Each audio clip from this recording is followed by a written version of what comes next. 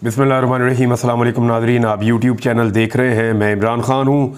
सबसे पहले तो एक अफसोसनाक ख़बर है, रियासत को समझ ही नहीं आती कि इन चीज़ों से नफ़रत में इजाफ़ा होता है। नफ़रत में कमी नहीं होती, लोग इन चीज़ों को बहुत दिल में महसूस करते हैं। अडियाला से जो ख़बर आई है, और शाह महमूद कुरैशी के बेटे हैं, पाकिस्तान तहरीक इंसाफ के रहनुमा हैं ज़ैन कुरैशी, उन्होंने ये दावा किया है कि इमरान ख़ान साहब और उनके वालिद शाह महमूद कुरैशी दोनों को अडियाला जेल में ईद उल अज़हा की नमाज अदा नहीं करने दी गई। और ये उन्होंने मीडिया से बातचीत की। उन्होंने कहा जी दूसरी ईद है जो अदा नहीं करने दी गई, ना इमरान ख़ान साहब को ना शाह महमूद कुरैशी साहब को। उनके मुताबिक साइफ़र केस में तो बाइज़्ज़त बरी हो गए शाह महमूद कुरैशी साहब, इमरान ख़ान साहब। तो अब 9 मई के कुछ केसेस के चक्कर में शाह महमूद साहब को अंदर रखा हुआ है, और अपनी बेगम से निकाह करने के चक्कर में इमरान ख़ान साहब को अंदर रखा हुआ है। तो ये कहते हैं आम इंतखाबात और 9 मई की तहकीकात हमारा मुतालबा है। वो बेचारे वो बात कर रहे हैं, लेकिन अनफॉर्चुनेटली एक मरतबा फिर इमरान ख़ान साहब को और शाह महमूद कुरैशी साहब को दोनों को मुबैना तौर पे जेल में पहले छोटी ईद अदा नहीं करने दी गई, अब बकरा ईद है, इसमें भी उनको ईद की नमाज अदा करने नहीं दी गई। अब कुछ डेवलपमेंट्स और हैं फजलुर रहमान साहब के हवाले से। एक डेवलपमेंट है, लेकिन पहले मैं आपको बताऊँ, मैं क्योंकि पिछले वीलॉग्स में भी आपको कह रहा था कि एक्चुअली मुज़ाकरात का बना गया। देखें, ये एक हकीकत है कि पाकिस्तान तहरीक इंसाफ ने बड़ी संजीदगी से इस बात पर गौर किया कि सियासतदानों से मुज़ाकरात करने चाहिए, क्या शराइत होनी चाहिए और मुज़ाकरात किस तरह आगे बढ़ने चाहिए। अगर कोई ये कहता है कि बिल्कुल गौर ही नहीं किया, तो ऐसा नहीं है। देखें, जब इमरान खान साहब ने एक लेटर लिखने के लिए भी अपनी पार्टी को कहा कि चीफ जस्टिस ऑफ पाकिस्तान को लेटर लिखा जाए, और जब सुप्रीम कोर्ट ऑफ पाकिस्तान में इमरान खान साहब पेश हुए ऑनलाइन, उनकी जब पेशी थी वीडियो लिंक के ज़रिए से, तो उस वक्त भी इमरान खान साहब को कहा गया कि आपकी तरफ देख रहे हैं तो मुज़ाकरात होने चाहिए, ये वो माहौल बनाया गया। तो फिर पाकिस्तान तहरीक इंसाफ ने उसके ऊपर बातचीत की थी, चंद तजावीज़ सामने आई थी, लेकिन क्योंकि कुछ बहुत बड़े बड़े तहफ़्फ़ुज़ात हैं और उन तहफ़्फ़ुज़ात की मौजूदगी में पाकिस्तान तहरीक इंसाफ कुछ गारंटीज चाहती है, उसके बाद ही शायद ये मुज़ाकरात हो पाएंगे। अभी तो फ़िलहाल जो खबर है वो ये है कि इमरान खान साहब ने चिट्टा इनकार कर दिया है। फ़िलहाल उन्होंने कहा सियासी जमातों से अभी कोई मुज़ाकरात हो नहीं सकते जब तक कि कुछ चीज़ों पे पाकिस्तान तहरीक इंसाफ को क्लैरिटी नहीं हो जाती। मिसाल के तौर पे एक जगह जहाँ पे पाकिस्तान तहरीक इंसाफ बहुत बुरी तरह आकर फंस गई, वो ये है कि अगर सियासतदानों से या सियासी जमातों से मुज़ाकरात किए जाएँ तो क्या उनके पास कोई इख्तियार भी है। यानी शहबाज शरीफ बतौर वज़ीर आज़म एक बिल्कुल बेइख्तियार वज़ीर आज़म है, ये पाकिस्तान के मीडिया के अंदर ज़बान ज़द आम है। यानी शहबाज शरीफ साहब की अपनी पार्टी के लोग कहते हैं कि जी हम तो हुकूमत में ही नहीं है, हुकूमत तो किसी और के कंट्रोल में है, और वो सारा मलबा जो है वो ना सिर्फ एस्टेब्लिशमेंट में डालते हैं, बल्कि एस्टेब्लिशमेंट के चुने हुए चंद सियासतदान जो अहम ओहदों के ऊपर बैठे हुए हैं वो उनके ऊपर डालते हैं। तो एक्चुअली वो किसी किस्म की जिम्मेदारी लेने को तैयार नहीं है। तो जो जिम्मेदारी नहीं उठा सकते, वो अगर मुज़ाकरात करेंगे तो क्या उन पर अमल दरामद होगा, क्या उनके पास इख्तियार भी है, ये सबसे अहम चीज़ है। लेकिन तहरीक इंसाफ ने फिर भी चंद तजावीज़ जो तहरीक इंसाफ में सामने आई थी वो मैं आपके सामने रख देता हूँ। एक तो उनके लिए मसला ये उठा था कि हम ये कहते हैं कि ये फॉर्म 47 वाले हैं, फॉर्म 45 के मुताबिक ये सारे लोग इलेक्शन हार गए हैं। जो असल फॉर्म होता है फॉर्म 45 जो हर एक पोलिंग स्टेशन से मिलता है, उसमें तो ये सारे इलेक्शन हार गए हैं। ये तो इनको एक पर्ची निकाल कर दे दी है फॉर्म 47 की, जनाब आप जीत गए, जाएं, नोटिफिकेशन हो गया। तो फॉर्म 47 वालों से मुज़ाकरात कैसे किए जाएं?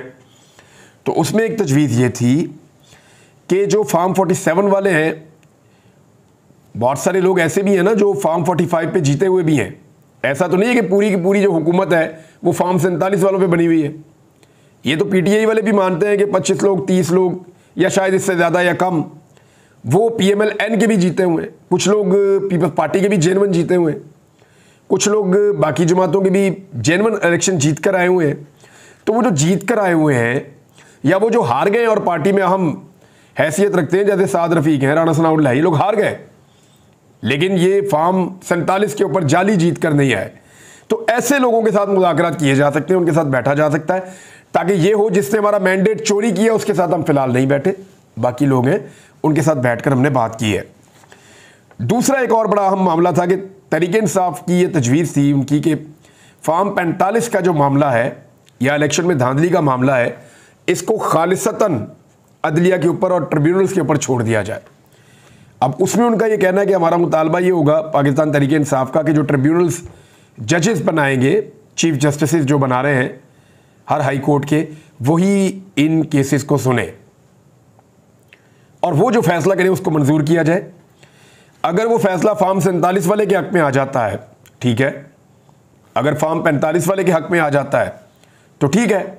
दोनों सूरतों में अदलिया के ऊपर अटैक नहीं किया जाएगा, अदलिया को दबाव में नहीं लिया जाएगा और कानूनी तरीके के मुताबिक अदलिया को उसका आज़ादाना फैसला करने दिया जाएगा। फैसले के ऊपर जो है वो मिनवान अमल होगा और कोई रुकावट नहीं डाली जाएगी और अदलिया पर किसी किस्म का हमला नहीं होगा। अच्छा, अदलिया के ऊपर कुछ फैक्टर्स जो दबाव डालते हैं, ख़ास तौर पे आजकल अदलिया में बहुत ज़्यादा अपनी स्पेस रीगेन करने का रुझान है।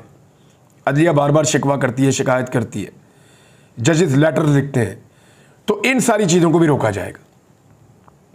तो ये पाकिस्तान तहरीक इंसाफ का एक फार्मूला था कि ठीक है, मुज़ाकरात करने तो आओ, बैठो, मुज़ाकरात करते हैं, हम हुकूमत नहीं गिराते, लेकिन हमें कम से कम ये दे दे कि अदलिया ट्रिब्यूनल्स के ज़रिए से जो फॉर्म 47 और फॉर्म 45 के मामलात हैं उनको हल कर ले और जो अदलिया फैसला करेगी उसके मुताबिक आगे बढ़ जाएंगे।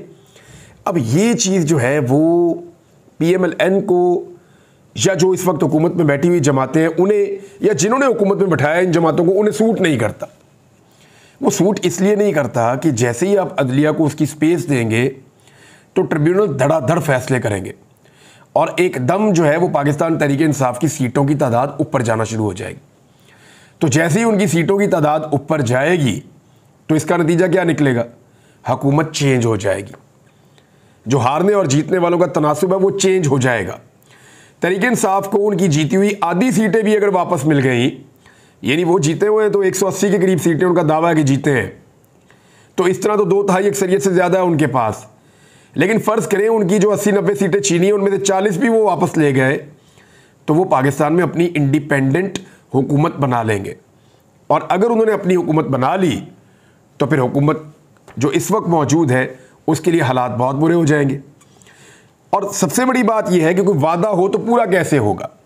ये तजावीज़ ज़रूर थी और मैं जब इन टच था, चीज़ें देख रहा था, तो उस वक्त ये तजावीज़ मेरे सामने आई थी कि इंतकामी कार्रवाइयाँ जो भी वो भी रोकी जाए। तहरीक इंसाफ अगर जलसे जुलूस करना चाहती है या पब्लिक को मोटिवेट करना चाहती है, अपनी मेंबरशिप कैंपेन या कुछ और करना चाहते हैं, तो उन्हें करने दिया जाए। और जब अदलिया के ऊपर मामला आएंगे तो फिर इमरान खान साहब के केसेस में कितनी जान है।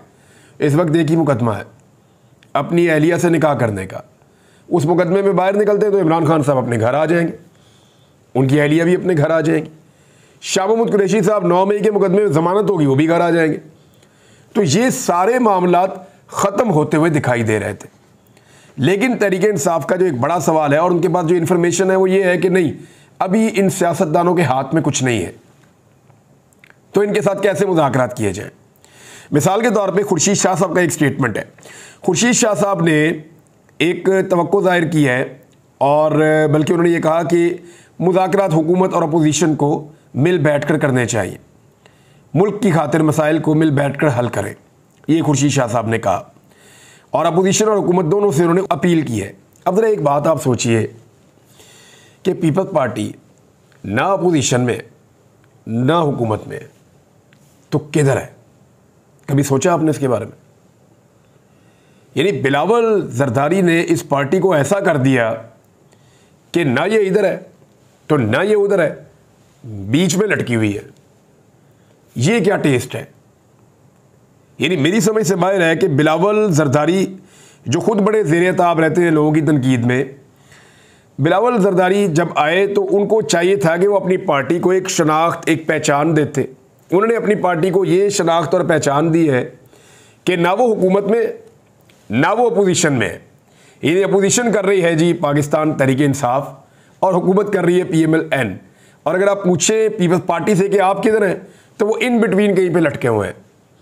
इधर हुकूमत में पूरा शामिल भी नहीं होते, उधर जाके अपोजिशन में बैठते भी नहीं है। कभी कभी अपोजिशन करने का शौक भी चढ़ता है, वहाँ पे नूरा कुश्ती करते हैं जी, बजट में हमसे पूछा नहीं, हमें बताया नहीं। फिर राणा सनाउल्लाह साहब कहते हैं बड़े जायज़ तहफ़्फ़ुज़ात हैं, इनको सुना जाएगा। मिलकर खेलते हैं, बंद कमरों में फ़ैसले करते हैं,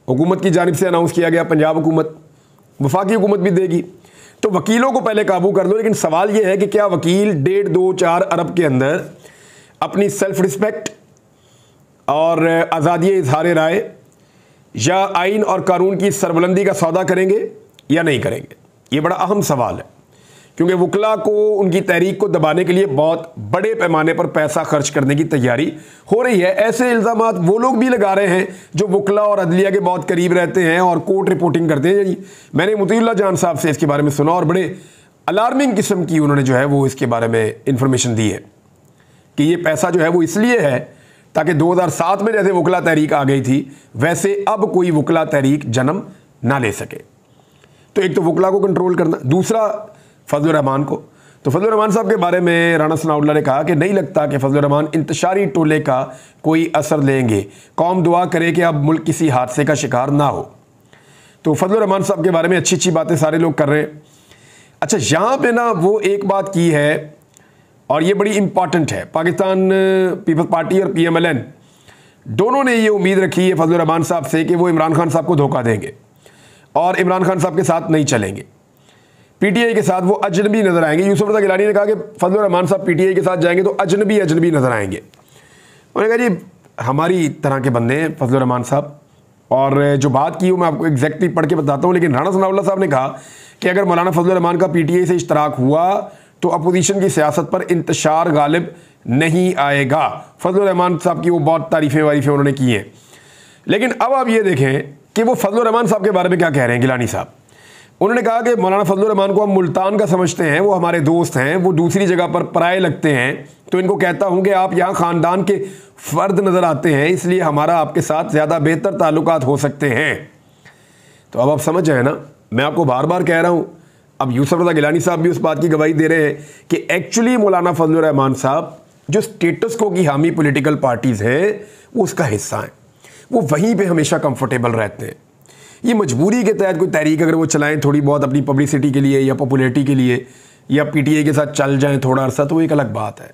ना PTI कभी फजलुर रहमान साहब के साथ सेट बैठेगी, ना फजलुर रहमान साहब यहाँ सेट बैठेंगे, क्योंकि बीच में स्टेटस को की दीवार खड़ी है और फजलुर रहमान साहब एक्चुअली खुद स्टेटस को के साथ ज़्यादा कंफर्टेबल रहते हैं। एक्चुअली मैं अगर ये कहूँ कि वो खुद स्टेटस को हैं तो ये भी ज़्यादा गलत नहीं होगा। तो नाज़रीन, अब तक के लिए इतना ही। अपना ख्याल रखिएगा, अपने इस चैनल का भी। अल्लाह हाफ़िज़।